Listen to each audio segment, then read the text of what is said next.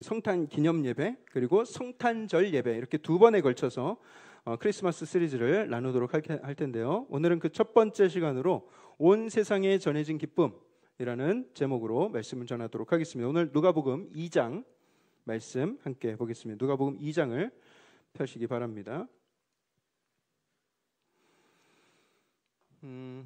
제가 오늘 설교는 조금 특별하게 좀 한편의 뮤지컬처럼 만들어 보려고 좀 노력을 많이 했습니다. 이게 될지는 잘 모르겠어요. 일부 때는 뭐 나름 괜찮았던 것 같아요. 근데 이거는 여러분들이 어떻게 해주시느냐에 따라서 이게 성패가 달려 있습니다. 그래서 제가 이 크리스마스 설교를 하면서 몇 년 전에 한 3년 전에 우리 시흥동성교회 초반에 중간중간 성탄 찬양을 불렀는데 그때도 많은 성도님들이 굉장히 좋았다 이렇게 말씀을 해주셨어요. 그래서 오늘도 제가 용기를 얻어서 그때를 또 생각하면서 또 크리스마스를 기념하면서 오늘 본문 말씀을 배경으로 성탄 찬송을 우리가 중간중간 부르게 될 것입니다. 여기 계신 여러분들이 온 마음과 정성을 다해서 다 함께 소리 높여 부르신다면 오늘 이 예배가 예수님이 정말 기뻐 받으시는 아름다운 예배가 될 줄 믿습니다.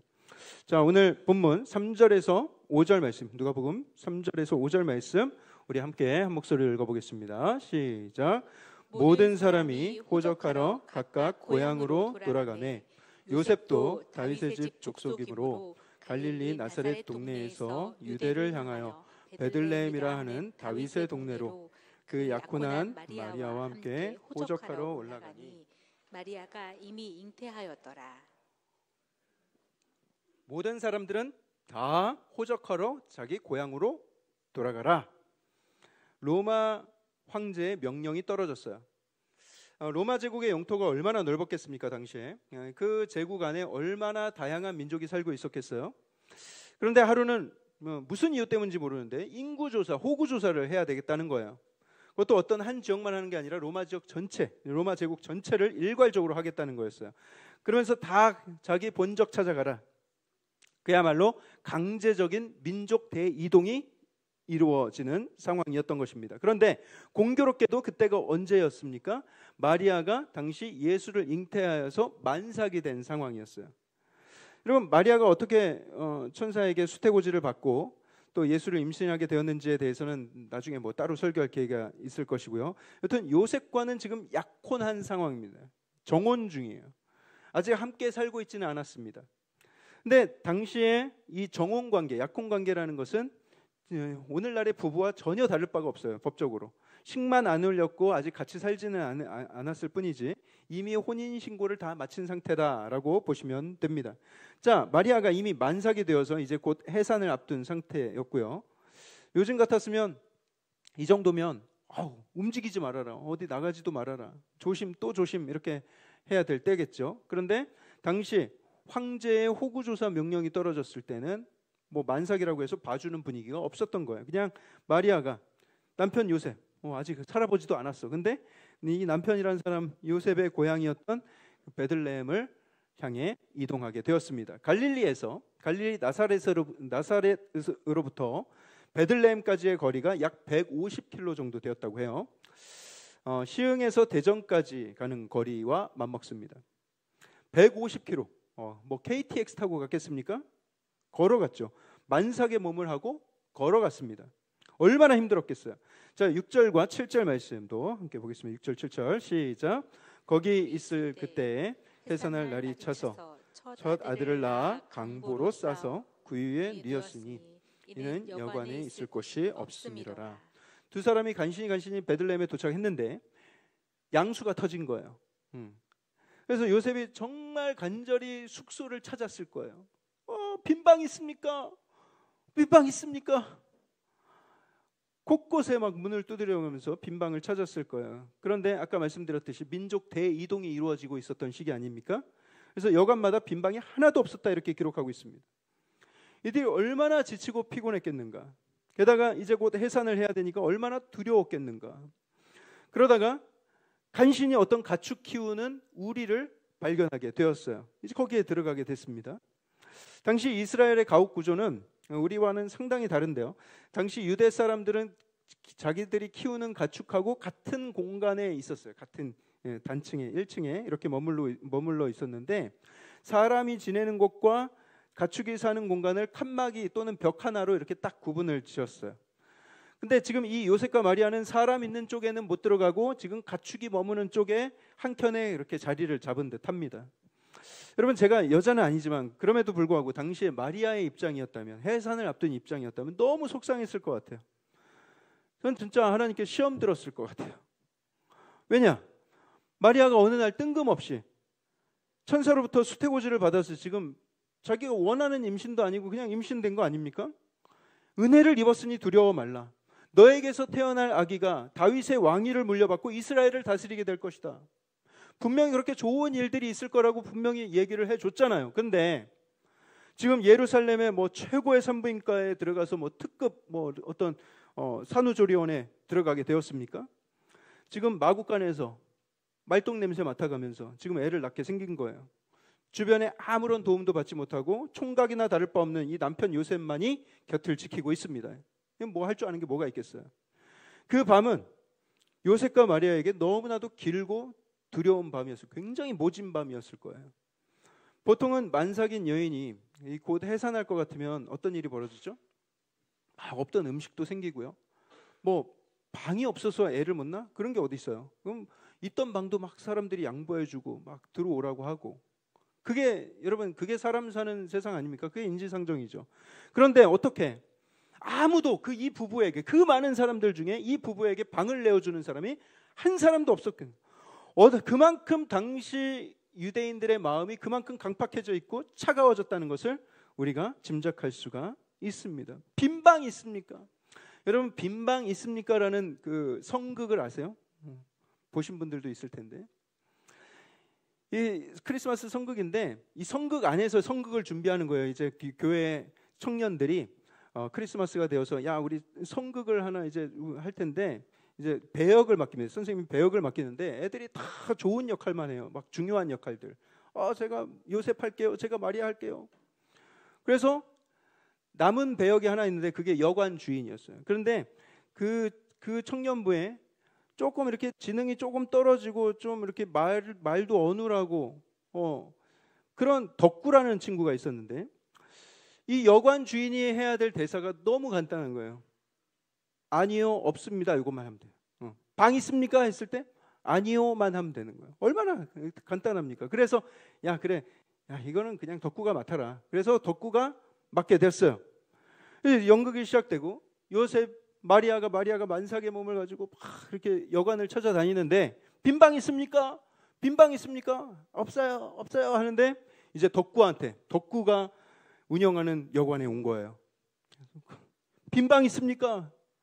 덕구가 처음엔 잘했어요. 없어요. 이렇게. 예, 알겠습니다. 아이고 배야, 이렇게 하고 가는데 덕구가 없는 대사를 치는 거예요. 잠깐만요. 그렇다고 그냥 가시면 어떡해요? 제 집에 제 방이 좀 누추하긴 한데 거기라도 오실래요? 아니에요. 그냥 갈게요. 그냥 계세요. 우리 갈게요. 잠깐만요. 가시면 안 되죠. 일로 오세요. 그냥 가시면 안 돼요. 제가 못 보내요. 안 돼요. 예수님 태어나실 거잖아요. 안 돼요. 그러고서 막 잡아 당기는 거예요. 그래서 덕구가 그러는 바람에 이 성극이 망해버렸어요. 불 꺼. 오늘 관객 여러분 죄송합니다. 우리가 이걸 의도한 건 아닌데 너무 죄송합니다. 그래서 연극이 막을 내렸어요. 완전 폭망한 거죠. 여러분, 물론 연극은 망했지만 여러분, 그 덕구의 마음이 너무 순수하고 아름답지 않습니까? 당연히 그래야 되는 거 아니에요? 우리가 예수님을 사랑한다면. 정말 어떻게 빈방 있냐고 이야기를 물었을 때 하나님, 제 방이라도 들어오세요.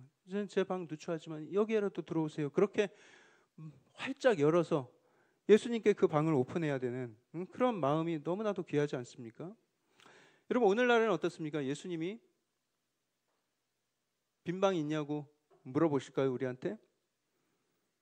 오늘날에도 우리한테 물어보십니다. 요한계시록 3장 20절에 볼지어다 내가 문 밖에서 서서 두드리노니 누구든지 내 음성을 듣고 문을 열면 내가 그에게로 들어가 그와 더불어 먹고 그는 나와 더불어 먹으리라. 여러분, 예수님이 우리의 심령 가운데 들어와서 우리와 교제하길 원하신다는 거예요. 근데 여러분, 우리가 우리의 마음을 꽉 닫아두고 우리 안에 가득 뭔가를 채우고 욕심으로 채우고 욕망으로 채우고 우리의 계획, 우리의 생각으로 가득 해가지고 예수님이 밖에서 서서 문을 두드리시는데 예수님께 내어드릴 빈방이 없습니다. 오늘은 안 되겠습니다. 딴 데 가보시죠. 오늘도 없습니다. 딴 데 가보시죠. 이런 적이 얼마나 많이 있는가. 여러분, 우리의 마음 가운데 이런 강팍함, 이런 이기적인 마음, 내가 주인 되고 싶은 마음들이 얼마나 강하게 자리 잡고 있냐는 것이죠. 여러분, 당시에 이스라엘은요, 로마 제국의 식민지였고요. 그들 로마를 대적할 만한 요만큼의 힘도 없었어요. 억압받고 착취당하고 노예처럼 살아갔어요. 이미 400년을 아수르, 바벨론, 페르시아, 마게도니아 이런 열강들한테 계속 지배당해 왔어요. 그 강대국이 번갈아 가면서 막 그냥 이스라엘을 이리 차고 저리 차고 그 영토를 차지하고 노예처럼 포로처럼 부렸어요. 이스라엘은 그 와중에 아주 잠깐 반란을 일으켜서 79년 정도 독립을 잠깐 이루었습니다. 그런데 그게 다였어요. 그때만 해도 우리가 독립을 이뤘다, 이제 자유인가 보다 소망이 있었겠죠. 하지만 웬걸 지금까지 단 한 번도 경험하지 못한 강력한 극강의 제국, 로마 제국이 일어나서 유대를 완전히 찍어 눌러버립니다. 유대인들은 또다시 식민지 노예 같은 삶을 살아야 했죠. 그렇게 유대인들은 하나님의 오랜 침묵을 경험했어요. 무려 400년이 넘는 시간 동안 그 어떠한 선지자도 일어나지 않았고요. 어떤 하나님의 말씀도 들을 수가 없었어요. 하나님의 역사가 나타나지 않는 시대, 400년이 지속됐습니다. 여러분들은 어떠실지 모르겠는데 얼마 전에 우리나라의 계엄령이 선포되던 그날 밤에 제가 한참을 잠을 못 자고 뒤척이면서 그날 이상한 감정이 막 남아 있었는데 그게 지금도 오늘날까지도 여전히 제 마음 가운데 이상한 느낌으로 남아 있어요. 제가 그때 엄청 크게 겁을 먹었다거나 제가 제가 잡혀갈까봐 이렇게 걱정을 한 것도 아닌데 그날 이후로 뭔가 모르게 이 나라가 암울하게 여겨지고요. 절망스럽게 여겨지는 그런 막연한 느낌들이 사라지질 않는 거예요. 안 그래도 이 나라가 침체기에 빠져 있었는데 몇 개 안 보이는 불씨로 호호 불어가면서 간신히 불씨를 살리려고 하고 있었는데 거기에 갑자기 대통령이라는 사람이 확 찬물을 부어버리는 그런 그나마 있었던 작은 불씨마저 완전히 사라져버리는 그 일 때문에 계속 감정이 굉장히 마음이 힘든 그런 시간들을 보내고 있어요. 여러분, 2시간 반 만에 끝난 계엄 사건만으로도 이만큼 큰 낙담과 실망이 드는데 무려 400여 년 동안이나 포로 생활과 식민지 생활을 했다면 여러분, 이들 마음 가운데 자리 잡은 이 절망과 좌절이 얼마나 컸겠습니까? 강대국에게 저항 한번 못 해보고 그 오랜 시간을 질질 끌려다녔다니 민족의 자긍심 이런 게 남아있겠어요? 공동체에 대한 소망 이런 거 있겠어요? 서로에 대한 기대? 그들의 영혼이 극도로 피폐해져 있고 극도로 이기적이고 자기만 살려고 하는 그런 상황이 아니었는가 짐작을 합니다. 그러니까 곧 아이를 낳을 것 같은 사람이 바로 문을 두드리는데도 방을 내어줄 사람이 한 사람도 없었다라는 것이죠. 이게 얼마나 비참한 세상입니까? 로마 황제가 뱉은 그 한마디 명령으로 인해서 이런 비정상적인 민족 이동이 있었다는 것도 이미 굉장히 짜증이 났고 자존심이 많이 상했을 거예요. 나라와 민족의 소망을 다 잃은 듯한 느낌. 그러니 그 마음에 사랑과 긍휼이 남아있을 리가 없는 것이죠. 여러분, 이런 상황 가운데 이제 그 존재 자체가 사랑이신 분이 이 땅에 내려오신 거예요. 그분이 오시기 전과 후는 이제 완전히 다른 세상이 되어버리고요. 그리고 대기질 자체가 이제 바뀌어버리게 된 거예요. 마리아가 그런 열악한 상황 속에서도 씩씩하게 아이를 낳았습니다. 그리고 그 갓 태어난 아기를 강보에 쌓았어요. 신기하게도 막 울던 아이도요, 이 강보에 이렇게 싹 쌓아놓으면요, 얘가 안정감을 느끼는지 울음을 뚝 그쳐요. 네, 해보신 분들은 아실 거예요. 너무 신기해요. 그럼 조용히 다시 잠이 듭니다. 마리아는 아기를 구유에 살짝 뉘었습니다. 이 구유라는 거예요. 우리가 잘 안 쓰는 말이라서 잘 모르실 수도 있는데, 구유는 말밥통이에요. 한번 보여주세요. 네, 저렇게 생긴 거예요. 말이 저기 얼굴을 받고 저기다 먹는 거예요. 근데 저기에 뉘으셨다는 거예요. 자, 그 깊은 밤에 구유에 누워서 새근새근 자고 있는 아기 예수. 그럼 그 예수님을 우리 마음 가운데 묵상해 보면서 우리 찬송가 114장 우리 함께 불러볼까요?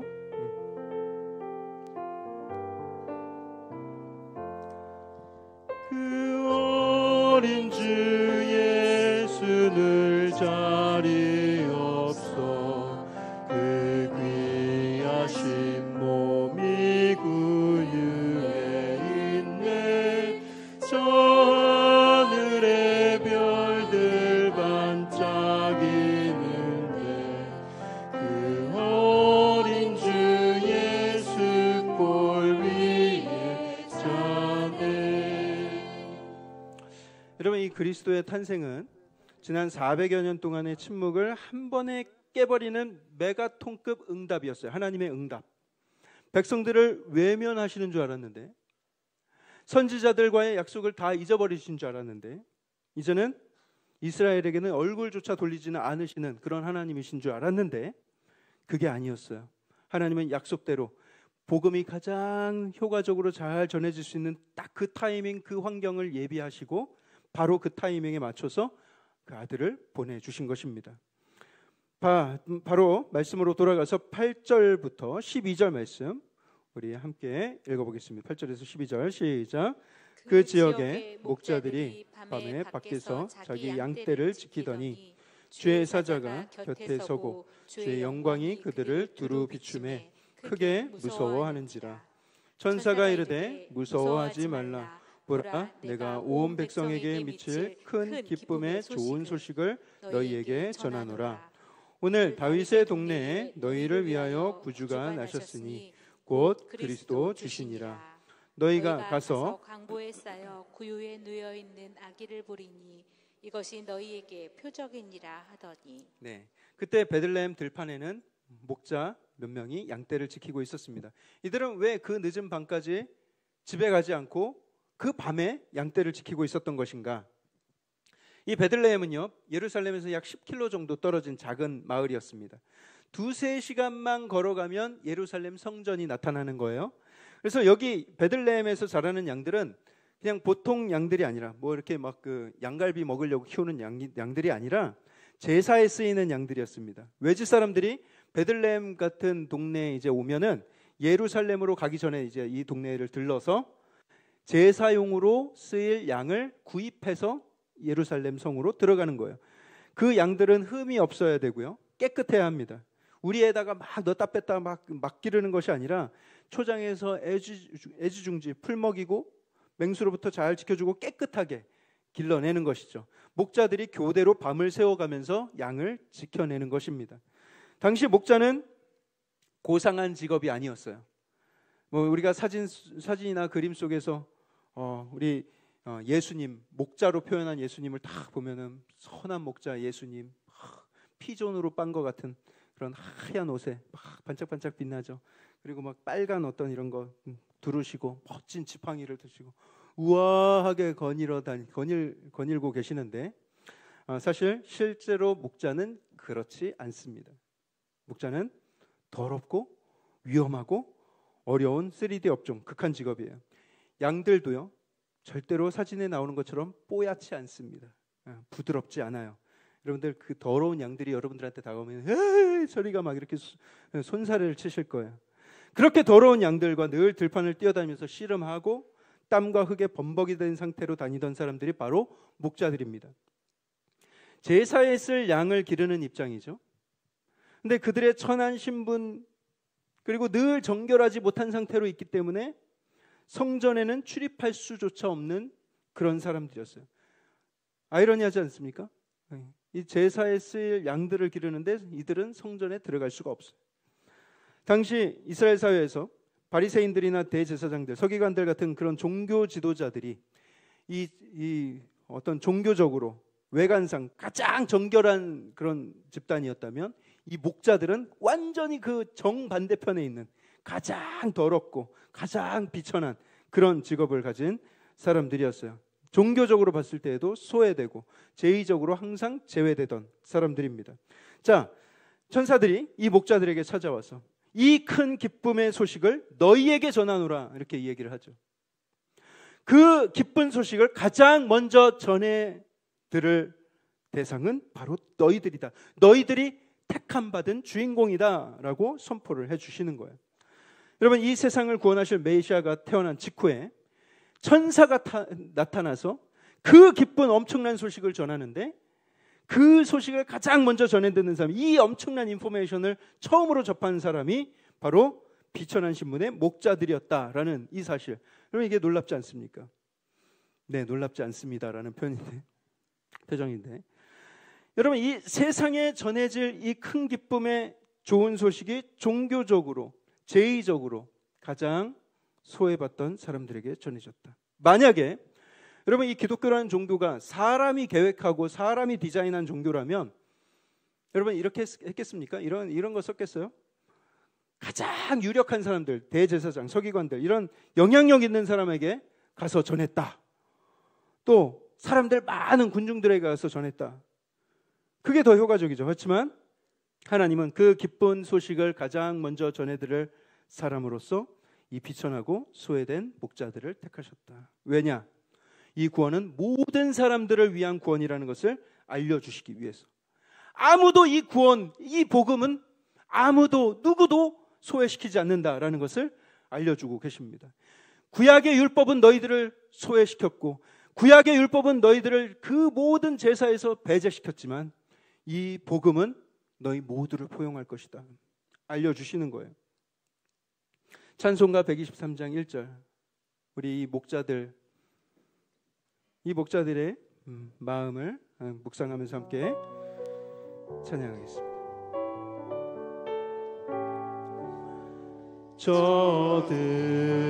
저들밖에 한밤중에 양틈에 자던 목자들, 천사들이 전하여 주나신 소식 들었네. 노엘 노엘 노엘 노엘, 이스라엘 왕이 나셨네. 자, 그러면 이 큰 기쁨의 소식이라는 것은 무슨 소식이에요? 무슨 소식이 이들에게 들려야 이 목자들을 비롯하여서 온 백성이 크게 기뻐하겠습니까? 민족적인 차원에서 가장 염원하던 것이 무엇이었어요? 완전한 해방, 완전한 구원, 하나님 나라의 회복, 우리 민족의 자긍심 회복, 뭐 이런 거 아니겠어요? 그 일을 이루어 주시기 위한 구세주를 그들은 간절히 기다리고 있었어요. 왜냐? 구약에 그렇게 예언이 되어 있었기 때문에. 우리 11절과 12절을 보시면, 오늘 다윗의 동네에 너희를 위하여 구주가 나셨으니 곧 그리스도 주시니라. 너희가 가서 강보에 쌓여 구유에 누워 있는 아기를 보리니 이것이 너희에게 표적이니라. 구세주가 나셨다. 구세주. 구는 뭐예요? 구해주시는. 뭐를요? 세상을. 세상을. 주, 우리 주님, the Lord. 그래서 그리스도라는 것은 그가 바로 구약에서 그 수많은 선지자들이 예언하던 그 메시아다라는 것이고, 주라는 것은 the Lord, 우리 하나님이시다라는 것이죠. 로마의 압제하에 있었고 아브라함에게 주셨던, 다윗에게 주셨던 약속이 무효가 되어버리는 것처럼 소망을 잃어가는 그런 세상이었어요. 백성들은 이 세상을 구원해 주실 이는 오직 메시아인데 그분은 언제 오실까? 우리의 힘으로는 할 수 없고 간절히 바라고 있었던 것입니다. 그런데 그 메시아가 나셨다니 이 목자들이 얼마나 흥분했겠어요. 해방을 넘어서 영원한 자유와 구원, 영생을 의미하는 소식이죠. 감격적인 소식입니다. 그때 그들의 눈앞에, 이 목자들의 눈앞에 놀라운 광경이 펼쳐지는데 13절과 14절을 보세요. 호련히 수많은 천군이 그 천사들과 함께 하나님을 찬송하여 이르되 지극히 높은 곳에서는 하나님께 영광이요 땅에서는 하나님이 기뻐하신 사람들 중에 평화로다 하니라. 어떤 멜로디인지는 잘 모르겠어요. 어떤 멜로디에 맞춰서 이 노래를 불렀겠죠. 지극히 높은 곳에서는 하나님께 영광, 땅에서는 기뻐하신 사람들 중에 평화로다. 천사들이, 셀 수도 없이 많은 천사들이 나타나서 하나님께 찬양 올려드리는데 천상의 하모니, 아주 웅장하고 가슴 울리는 그런 아름다운 찬양이었을 거예요. 오늘 우리 헤세드 중창단에서 지금 열 몇 명이 이렇게 앞에 서서 이렇게 찬양하는 모습도 너무나도 은혜스럽고 감동이잖아요. 그런데 셀 수도 없이 많은 그 천군 천사가 나타나서 장엄한 목소리로 아름답게 예수 그리스도의 탄생을 찬양하고 있다니, 여러분 이게 정말 이 말 그대로 천상의 하모니, 천사들의 합창이죠. 지금 이 목자들은 그 어디에서도 볼 수 없는 그 아름다운 최고로 영화로운 예배의 장면을 지금 1열에서 직관하고 있는 것입니다. 자, 이 엄청난 소식을 전하기 위해서 천사가 이 목자들을 친히 찾아와서 이 좋은 소식을 알려주고 이들을 찬양한 것은 아니지만 이들을 앞에서 찬양을 하고, 이것이 얼마나 큰 은혜인가. 이것이 크리스마스의 기적이죠. 우리에게 진정한 왕이 나셨다는 것, 하나님의 아들이 육신이 돼서 오셨다는 것, 이것이 우리가 이 땅 살아가면서 듣게 된 가장 큰 기쁨의 소식이고 유일하게 희망찬 소식이라고 할 수 있습니다. 우리는 평생 이 소식을 기뻐하며 경배하며 살아갈 수 있는 거예요. 우리 찬송가 125장 2, 3, 4절 우리 한 목소리를 부르겠습니다. 2절부터 부르겠습니다.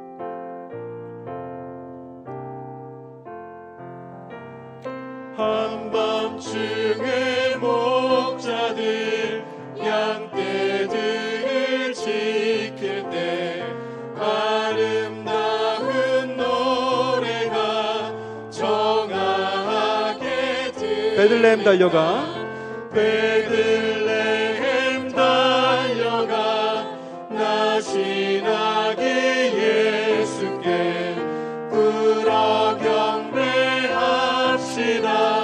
탄생하신 아기께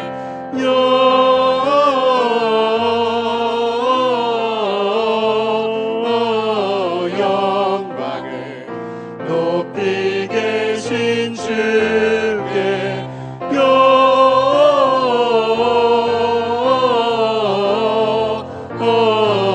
영광을 높이 계신 주님께 구유 안에 누이신 어린 아기 예수께 우리들도 다 함께 기쁜 찬송 부르자.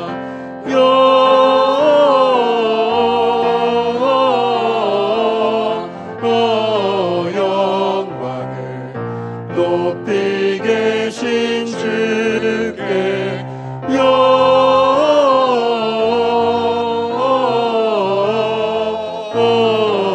영광을 높이 계신 주님께.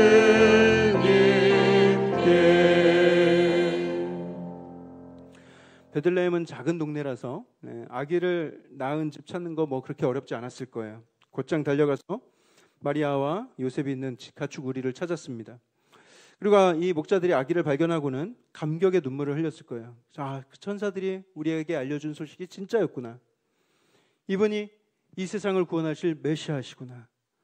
이 소망 없는 가운데, 이 사랑이 메마른 세상 가운데 사랑을 주시고 정의를 선포하실 이시구나. 그 자리에서 확인하게 된 것이죠. 17절에서 20절을 보세요. 이 목자들이 아기를 보고 천사가 자기들에게 이 아기에 대하여 말한 것을 전하니 듣는 자가 다 목자들이 그들에게 말한 것들을 놀랍게 여기되 마리아는 이 모든 말을 마음에 새기어 생각하니라. 목자들은 자기들에게 이르던 바와 같이 듣고 본 그 모든 것으로 인하여 하나님께 영광을 돌리고 찬송하며 돌아가니라. 천사들의 찬송이 이제는 이 목자들의 찬송이 되었습니다. 천사들의 기쁨이 이제는 이 목자들의 기쁨이 되었습니다.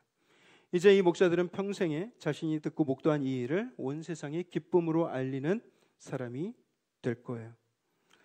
사랑하는 성도 여러분, 우리의 삶도 이 목자들의 삶과 별반 다르지 않았습니다. 늘 지치고 고단하고 또 걸핏하면 외롭고 그러면서도 앞날에 큰 기대를 할 수도 없는, 앞으로 내 미래가 어떻게 될까 알 수도 없는 그런 암울한 삶이죠. 세상은 늘 어둡고 조금 살만하면 위정자들이 이상한 짓을 하고 정치, 경제 그 어떤 것 하나 소망을 둘 수 없는 상태로 정말 여러분 우리는 정말 오랜 시간을 살아오지 않았습니까? 그런데 만약에 이 상태가 지속된다면 앞으로도 계속 그렇게 살아야 되지 않겠습니까? 우리는 예수를 알기 전에는 죄로부터 해방될 수도 없었고요.